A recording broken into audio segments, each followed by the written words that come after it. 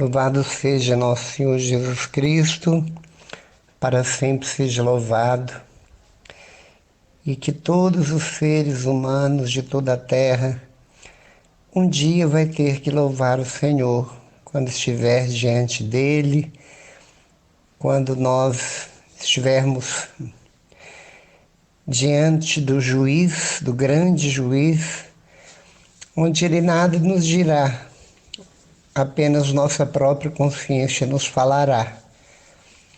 E naquele momento nós vamos ter que reverenciá-lo e reconhecê-lo como única luz, como o único caminho, verdade e vida. Nós vamos ter que reconhecê-lo com toda a humildade, todo o seu poder, que ele é o absoluto, indescritível e acima de todos os predicados, ele é misericordioso. É uma palavra que verdadeiramente resume tudo que Deus é, porque ele foi chamado Deus da justiça, e ele é, mas a misericórdia suplanta a justiça. Depois da justiça vem a misericórdia, e a misericórdia ela fecha absolutamente tudo aquilo que de mal nós fizemos. Ela vem nos trazer o perdão gratuito, assim como o pai do filho pródigo recebeu, com o abraço da misericórdia. Um abraço sincero, um abraço de lágrimas, de saudade, um abraço de acolhimento e, acima de tudo, um abraço de amor. Um abraço onde o Pai o introduz dentro das suas entranhas novamente, e ali ele volta a ser exatamente quem ele sempre foi. Sangue azul. E Deus deu a ele, devolveu a ele o anel do brasão de família. Ele voltou a ter e a possuir e a viver tudo aquilo que aquela casa quentinha, aquela casa tão aconchegante, lhe oferecia novamente, sem uma pergunta, sem uma cobrança, sem um questionamento qualquer, apenas o acolhimento amoroso, a alegria, a festa, a saudade, enfim, a vida voltou a reinar naquele lugar. Da mesma forma, este Deus seja louvado, exatamente porque nossa cabeça, nossa mente, nosso pensamento, raciocínio não é capaz jamais de identificar ou de chegar perto da verdade que é Deus. Ele vai muito além dos nossos cálculos, ele vai muito além de tudo aquilo que nossa inteligência produz, porque Deus, ele é incalculável, o seu amor é incalculável. A medida de Deus é não ter medida. Deus não é matemática. Deus não cabe numa palavra. Deus não cabe nos livros do mundo inteiro escrito sobre o conceito e as experiências que já tiveram com ele. Tudo foi microscópico diante da realidade que é ele, da verdade que é ele. Por isso, aqueles que fizeram uma pequena experiência, essa experiência pequena é apenas o visgo, ou o pequeno, a pequena isca que Deus põe no anzol para pescar o peixe. É uma pequena isca diante dos manjares que está nos esperando. Se nós fizemos a experiência de uma pequena isca, de um sabor longe do real, do verdadeiro, imagine o que é ter Deus como nosso manjar, como nosso grande alimento, como a grande mesa, como grande sacerdote, como grande rei, enfim, aquele que domina todos, aquele que abraça todos ao mesmo tempo, assim como o próprio Deus fala na palavra.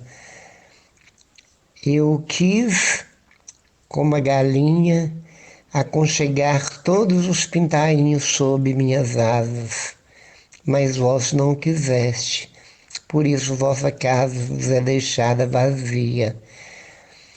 E no Antigo Testamento, alguém diz sobre o Pai, sobre Javé, como a águia que esvoaça sobre o ninho para proteger e agasalhar os filhotes, assim Deus o tempo todo carregou nas asas aqueles que ele libertou e teve por eles a responsabilidade de conduzi-los até Canaã, a terra prometida. E durante toda essa travessia do deserto, Deus providenciou a eles tudo o que lhes era necessário: a água, os víveres, a sombra, os oásis, tudo, as nuvens, o alimento, o descanso, a batalha contra os inimigos que moravam, os nômades do deserto. Deus era o Senhor dos exércitos e com eles estavam. Mas muitos o traíam, muitos se bandeavam, entravam em relacionamento com os heveus, jebuseus, heteus, que eram pessoas pagãs que adoravam os deuses politeístas e pequenas imagens constituídas e que era para eles como se fossem deuses. Não era um Deus único e verdadeiro, invisível e real, que só na plenitude dos tempos Jesus nos revelou. Desvelou, mas mostrando por si mesmo quem o Pai era. Tanto que Felipe, curiosamente, vendo toda empolgação, todo entusiasmo de Jesus a falar do Pai, pede-lhe, quase que mendigando: Senhor, mostra-nos o Pai, isso nos basta. E Jesus deu uma resposta dizendo: Felipe, há quanto tempo estou convosco que ainda não conheces o Pai? Quem me vê, vê o Pai. Jesus estava falando do Pai através dos seus gestos, através dos seus movimentos. Tudo em Jesus merecia poemas.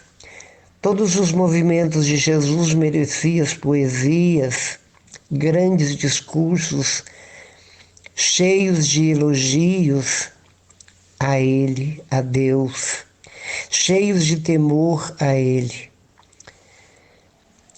E por isso que Jesus arrebatava as multidões, porque ele estava inserido no Pai, e o Pai inserido nele, como a simbiose de uma mãe com um filho que ainda carrega no ventre.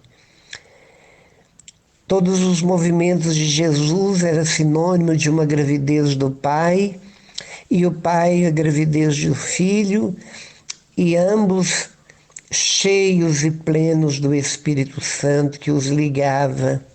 Era o Espírito como se fosse o cordão umbilical, onde do alto Deus derramava pelo Espírito Santo a Jesus a unção, o fogo, a sabedoria, a empolgação, toda a esperança, todos os predicados e toda a santidade, toda a luminosidade, toda a transfiguração, toda a eloquência, tudo aquilo que Jesus era e mostrava para as multidões estupefatas, admiradas e abismadas, vinham do Pai para ele pelo Espírito Santo. e o Espírito Santo agia, movia Jesus. Eram parceiros insuperáveis, inseparáveis. E nós vemos que Jesus, ele trabalhou sem descanso dentro do processo de evangelização, de anunciar com alegria, com entusiasmo, e punha a pleno pulmões, pela palavra, pela boca, pelas mãos, pelos seus gestos, pelo olhar, tudo aquilo que o Pai queria dele e tudo aquilo que ele queria falar do Pai. Tudo que ele queria falar a respeito do Pai. Interessante que as pessoas teve grandes dificuldades de aderir ao Pai.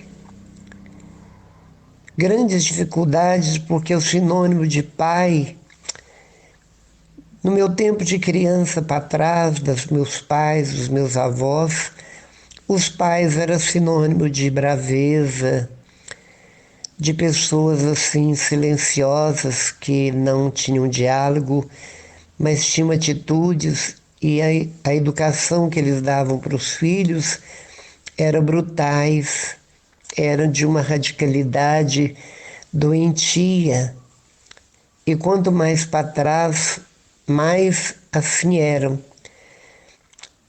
Aparentemente os pais não podiam manifestar nenhum afeto, nenhum movimento, nenhum gesto de afeto, de amor para com os filhos. Não havia diálogo, havia pancadas, surras. Assim como eu apanhava de manhã, de tarde, era o meu almoço, jantar e café da tarde.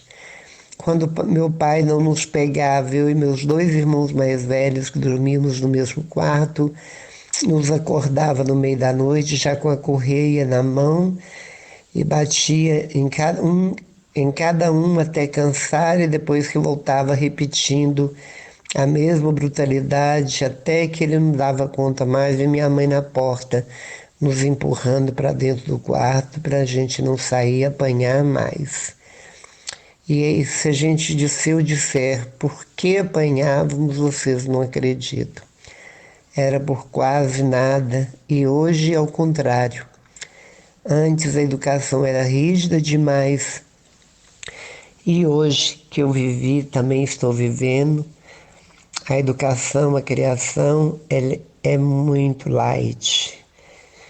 Ninguém faz movimento de uma chinelada no bumbum, um beliscão, surra jamais, porque os pais vão presos. Cabe-se processo quanto a isso. E por isso, então, é que o mundo está completamente permissivo.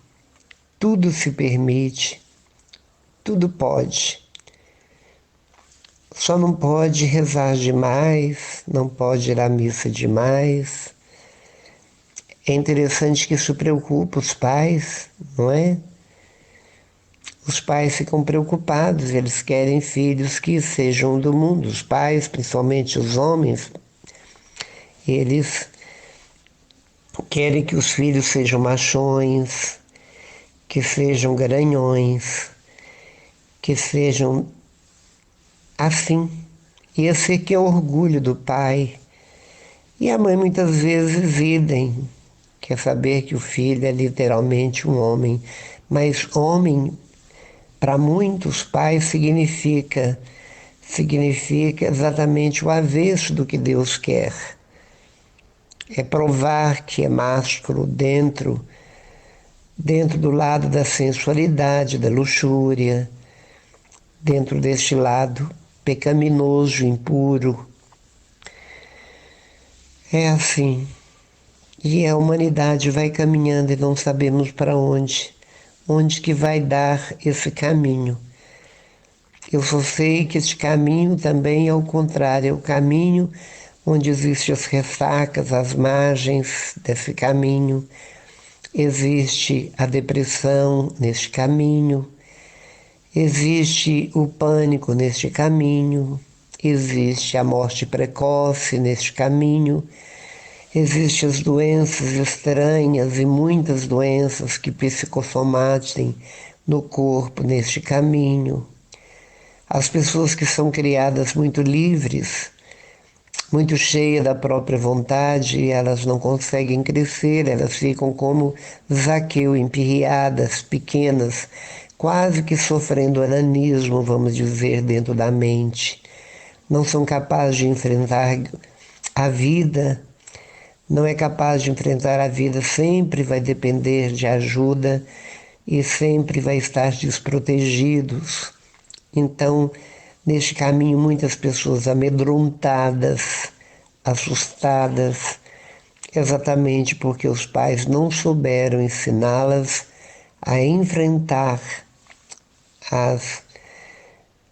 todas as vicissitudes da vida, todas as intempéries da vida, todas as tempestades da vida que nos surpreende muitas vezes em alto mar.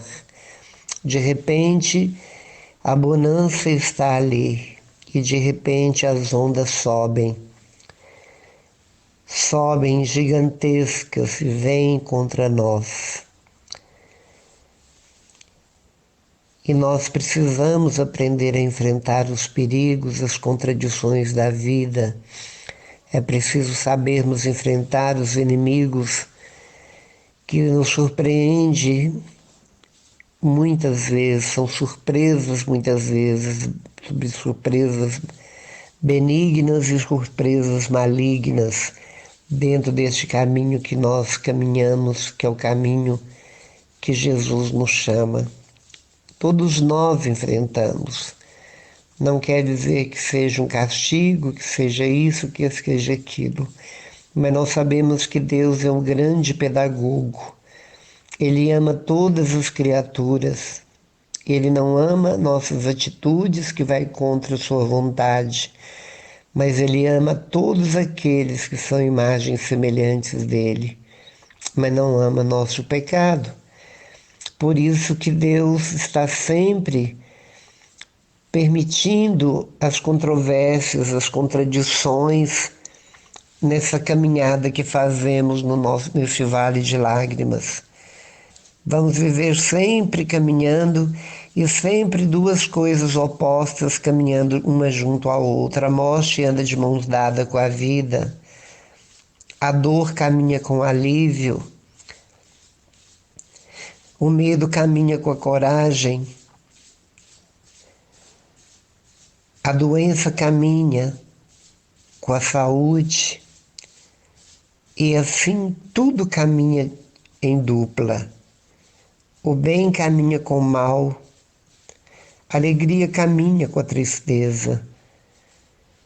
Mas quando nós temos Deus no coração como bússola, a bússola, a fé como uma bússola, a fé neste Deus que nós sabemos que não cochila, como está na palavra, este Deus que não dorme, mas este Deus que está sempre na onipresença em todos os corações ao mesmo tempo, Ele nos conduz e principalmente conduz aqueles que lhe obedecem, aqueles que lhe têm temor, mas tem que ser grandes temores, não medo, mas saber que sobre nós existe uma autoridade e nós devemos reverência, nós devemos obediência a todas as autoridades que temos a partir das terrenas. Mas acima das terrenas, que são falhas, existe uma autoridade superior. É como essa grande águia que abre as asas e nos cobre tudo, ele envelopa todo mundo. O mundo é envelopado pelas asas do amor. E o amor educa. Quem ama, educa. Quem ama, corrige. E nós temos que dar graças a Deus quando nos acontece algo que nos leva a refletir, a pensar e e com sinceridade ter uma mudança, porque são exatamente as experiências que nos faz conhecer melhor o que é certo, o que é errado, o como devemos fazer, qual que é o melhor discernimento, qual que é a sabedoria, vamos adquirindo-as pelas experiências amargas do nosso dia a dia, que para aquele que tem Deus no coração não tem esse amargor, mas tem o sabor de que Deus está no comando, de que Deus está no volante da nossa vida. E nós, dentro da obediência, causamos a Deus a alegria de sermos como Abraão obediente, assim como Moisés obediente, assim como tantos obedientes. A obediência é o que traz e leva alegria ao coração do nosso tutor, daquele que nos adotou em Jesus Cristo, pela crucifixão, morte e ressurreição, por tudo aquilo que ele fez, viveu, sofreu, experimentou de uma forma tão amarga e retorna ao seu lugar de origem, o trono ao lado do Pai. Mas para aquele que crê e ama, Deus vem, o Pai com o Filho vem aos nossos corações, porque é pela fé que nós os temos dentro de nós, com toda a realidade e verdade. Podemos acreditar nisso, porque quando nós gritamos por Deus no momento inusitado, numa surpresa desagradável, algo que está para acontecer naquele momento, nós sabemos dos grandes milagres que acontecem, dos livramentos dos quais Deus nos faz passar e experimentar.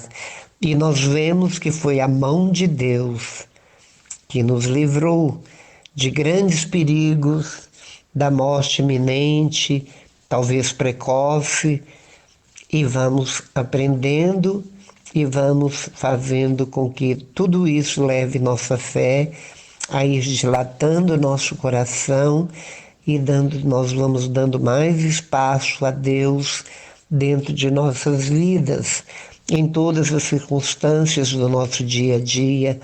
Por isso ele vai sendo abraçado, louvado, bendito, adorado e, acima de tudo, uma grande gratidão toma conta de nossos corações e nós passamos a todos os nossos movimentos a prestar atenção em nosso inspirar e respirar. Nós vamos aprendendo que na fala, às vezes até no momento em que nós vamos realizar nossas defecações, onde nós vamos expelir aquilo que já não é mais para estar dentro de nós, nós vamos percebendo no vaso que sentamos, na mesa que sentamos, nós vamos percebendo nos sentidos que temos, no paladar, no olfato, na audição, no tato. Nós vamos percebendo que em tudo isso Deus está, que a mão de Deus está acontecendo. Por isso, sempre que eu falo, sempre que eu faço e levo às pessoas as mensagens, eu falo de Deus. O assunto de Deus não se esgota. Talvez muitas pessoas acham repetitivas, mas não é. O assunto sobre Deus dá pano para manga. E olha que nós não conhecemos pessoalmente, nós estamos dentro de uma realidade minúscula, microscópica, como se estivéssemos dentro de uma gotícula e olhando olhando aquilo que nos fala de Deus e somando quebra-cabeças para tentar formar Deus dentro de nós, mas muitas vezes nós julgamos que somos sábios, mas não temos a sabedoria, porque quanto mais adquirirmos sabedoria do mundo, vamos dizer, vamos nos intelectualizando, nós vamos diminuindo Deus dentro de nós. Por isso que a palavra de Deus, no capítulo 5 de Mateus, fala que os pobres, bem-aventurados os pobres, porque deles era o reino de Deus. Por isso que Jesus, quando abraça uma criança, fala só aqueles que têm um coração de criança e semelham a elas, é que vão herdar o reino de Deus. Eu te bendigo, ó Pai, Jesus exclama no Espírito, dizendo: Pai, eu te louvo e te bendigo porque escondestes essas coisas dos sábios e inteligentes e as revelaste aos pequeninos. Sim, Pai, eu te bendigo porque assim foi do teu agrado. É na inocência de um coração infantil, pueril, na inocência de um coração é que nós sabemos que Deus, na sua grandeza, se manifesta. Mas quando nós nos julgamos grande, quando nosso orgulho cresce, quando nossa arrogância dilata, quanto mais isso acontece, menos conseguimos ver a grandeza de Deus, o poder de Deus, o tamanho de Deus, a bondade de Deus, a beleza de Deus, porque nós queremos ver Deus é com os olhos, nós julgamos que tudo é natural, vem naturalmente. Falamos do Big Bang, da explosão que iniciou toda a formação do universo, e eu digo para você, é no Big Bang mesmo. Deus é Big Bang, assim como houve um tempo em que usávamos a palavra big, que significa excelente, bom demais. Deus é o Big Bang, é o Big Amor, é o Big Misericórdia. Deus é da pontinha da orelha, onde se pendura brincos de brilhantes, caríssimos. Deus é o Big. Deus é verdadeiramente Big dos Big. É o máximo dos máximos. É aquele que está muito além, está muito mais distante do que aqueles que julgam ter sabedoria, julgam ser doutores de certas matérias, mas ele nada sabe além daquela matéria da qual ele passou quase uma vida sentado num banco, gastando todo o fosfato, toda a energia, toda a inteligência para aprender um assunto referente a um detalhe, uma plantinha, por exemplo, sobre algo que é uma matéria ou que é uma disciplina terrena, mas ele não é capaz de ser doutor em outras áreas que pertencem aos outros. Muito menos ser doutor dentro daquilo que diz respeito à fé, porque a fé não se aprende nos laboratórios intelectuais, e sim pelos joelhos. Mas o orgulho não deixa os joelhos se dobrarem de muitos. Não se dobram os joelhos dos orgulhosos e arrogantes.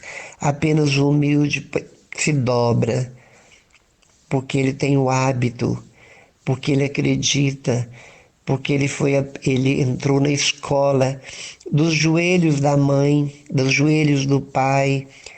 A fé que Deus deu a ele pelo batismo fez jus a essa criação e este dom que Deus lhes deu.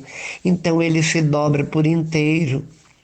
O ego já não existe mais, a egolatria já se foi há muito tempo, ou nunca existiu, porque ele aprendeu desde cedo a entrar na forma do coração perfeitíssimo que é do próprio Jesus e do coração da Virgem Maria, que a Igreja vai nos formando pelo Espírito Santo e vai delineando nossos contornos dentro da forma do próprio coração de Deus, segundo a vontade de Deus, assim como Jesus o foi para o Pai, e é o Espírito Santo que elabora e trabalha com afinco, com alegria, delineando toda essa linha do amor, no amor e para o amor, com o amor.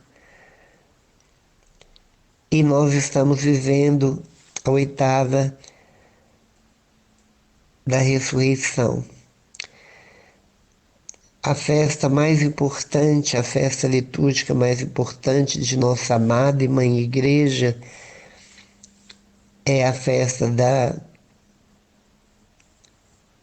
liturgia pascal, onde Jesus ressuscita. É a maior e grande data do ano cristão, porque é a ressurreição onde Deus se mostra com toda a sua potencialidade, com todo o seu poder, vencendo a morte, onde ele foi, por um lado, completamente escrachado, macerado como um bife, completamente mutilado, sob o peso esmagador do pecado. Como homem, ele foi levado pelos nossos pecados, mas em contrapartida ele saiu do seio da terra como uma planta que brota, como o trigo que brota, vigoroso, novo em folha, completamente glorioso. Ele sai do túmulo, do seio da terra, ele sai do útero da terra, onde ele foi sepultado, uma semente completamente esmagada. E sai completamente diferenciado, luminoso, brilhante, cheio de vida, porque o Espírito vivificou, e aí ele acende-se em glória, e um dia ele voltará novamente, tal como ele saiu do túmulo, para mostrar o grande poder e para fazer o julgamento definitivo sob o toque das trombetas, onde todos os cantos e recantos da terra as cornetas tocarão sob o sincronismo dos anjos e dos arcanjos, e onde Deus descerá numa luminosidade, numa beleza muito além do que o sol, um sol de primavera. Todos os joelhos se dobrarão nesse instante. Haverá ranger de dente por aqueles que o desprezaram e negaram essa verdade tão óbvia, tão tocável e tão palpável. E aí será tarde, porque Deus dirá, num tom em que o mundo inteiro ouvirá: vinde, benditos do meu Pai, onde está preparado para vós o banquete.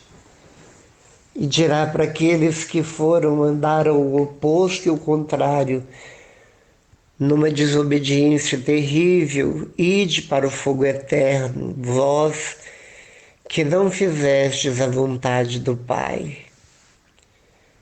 Nós estamos vivendo um tempo da Páscoa, onde Jesus nos mostra que aqueles que o seguem, aqueles que o querem, aqueles que o buscam, não serão decepcionados, mas eles verão com os olhos carnais toda essa transformação, toda essa beleza, onde nós ficaremos mudo, abismado, diante de tanta beleza, sob tanta luz, onde nós veremos toda a potencialidade, todo o poder daquele que é o Big Bang. Vai ser como a explosão do início, onde uma explosão de grande luz inicia-se, segundo cientista, a formação de tudo. Da mesma forma, esse Big Bang, que é o próprio Deus, descerá sob uma intensidade de uma luz, como explosão de luz, no momento inesperado por todos, nesta explosão instantânea, onde ele virá com todo poder e glória. Por isso, meus irmãos, neste tempo pascal, onde nós temos a cruz sem o crucificado no momento, porque ele acendeu-se, vai se acender ao céu. Nós temos a cruz como nosso estandarte, quando eu parti, quando eu fui passear, quando eu fui conhecer, rezar em toda a extensão da Terra Santa, que tristeza em não poder ver cruzes, assim como vemos nas cidades brasileiras, toda capelinha católica, apostólica, romana e mariana, a gente vê uma cruz. Nas estradas e rodovias onde uma pessoa morre, mas ali está o sinal da vida, o momento da morte, o momento do nascimento, a gente vê as cruzes. Muitos de nós, por amor a Jesus, sabendo que a cruz e o crucificado é a maior marca registrada do amor de Deus, e os temos pendurado no pescoço, onde muitas pessoas estranham porque as cruzes e o crucificado têm desaparecido de muitos setores, exatamente por causa do distanciamento que a humanidade está cada vez mais daquele que é, que foi e será, onde nós que julgamos ser, não somos. Onde nós julgamos que temos capacidade, somos literalmente impotentes, porque toda potencialidade e toda força e tudo aquilo que nós temos em nós de bom vem dele, vem do alto, vem de Deus. O que é ruim é que vem de nós ou vem do demônio.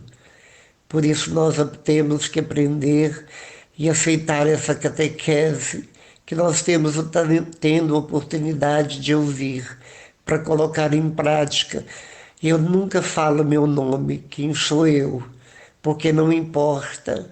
Eu sou a voz que clama no deserto das ruas e dos celulares de Patos de Minas, onde há uma mistura de imagens, uma mistura de mensagens, onde muitos preferem rir, rir, ouvir mentiras, ver imagens pornográficas, ver piadas imorais, do que ouvir aquilo que o Espírito Santo põe nos meus lábios para me dirigir àqueles que querem uma vida diferenciada, uma nova qualidade de vida. E sem Jesus ninguém será feliz neste mundo.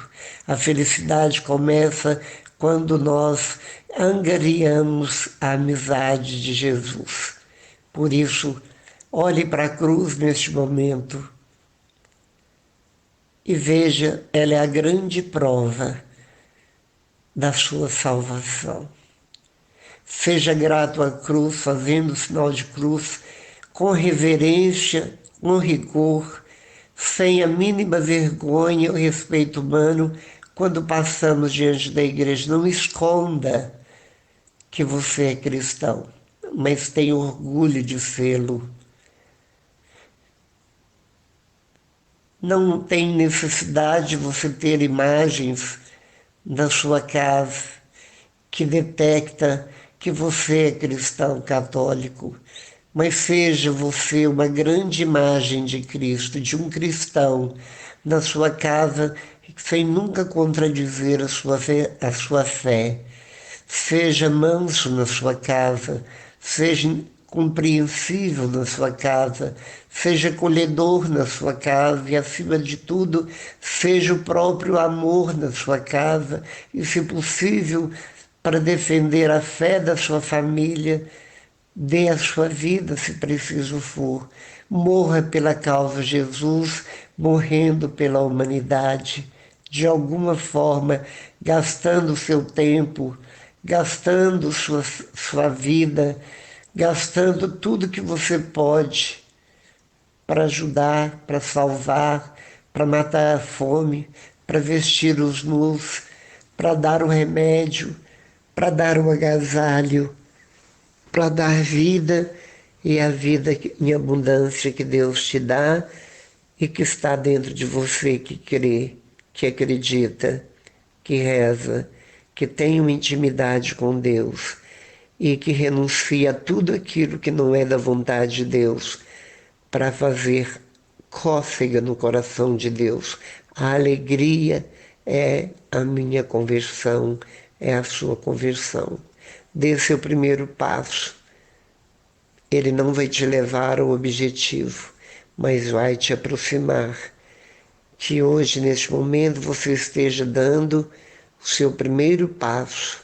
Coragem, Jesus te espera. Louvado seja nosso Senhor Jesus Cristo, para sempre seja louvado. Estivemos unidos e reunidos em nome do Pai, do Filho e do Espírito Santo, juntamente com a Virgem Maria e São José. Amém.